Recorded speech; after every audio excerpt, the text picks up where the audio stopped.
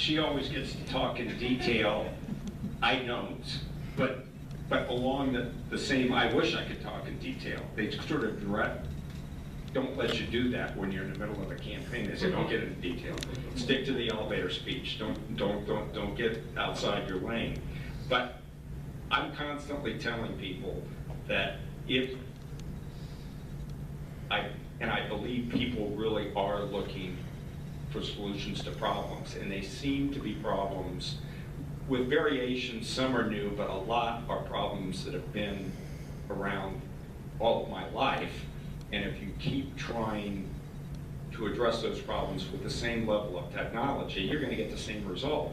And the investment that needs to be made is in tomorrow's technology, whether or not it's forced technology, whether or not the market can deliver it. And I can think of any numbers of markets where there is disincentive to develop additional technology because they just haven't squeezed out the last bit of profit out of the existing technology. But I think that that's what you really need to focus on to get to solutions, whether or not you're talking about a different type of energy foundation for the economy and the world, whether or not you're talking about different options for national security that are less kinetic, less based upon killing you, trying to kill your way out of problems, and investing in technology that we cannot even think of today. You know, at the beginning of World War II, and I hate to keep using military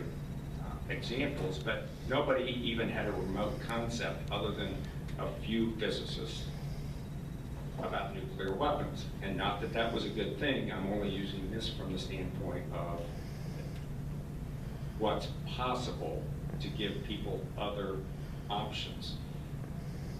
3.5 years later, you had an atomic weapon. Once again, we ushered in a new era of fear, but there was some benefit because there hasn't been another world war. And I think that that's what we need to constantly drive in our society.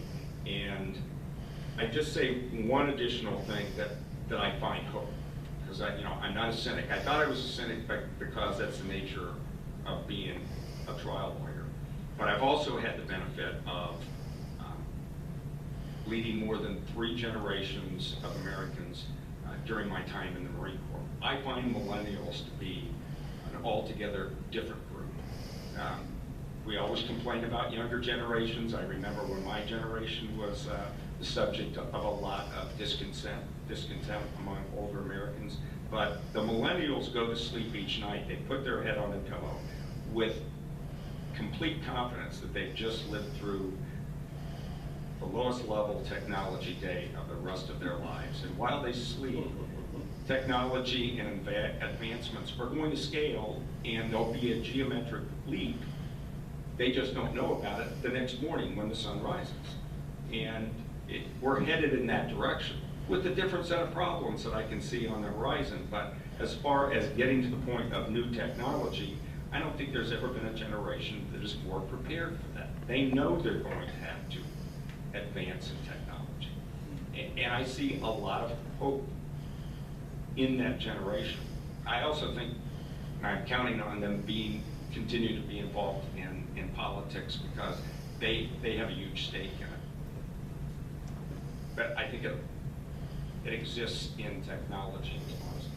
Other questions?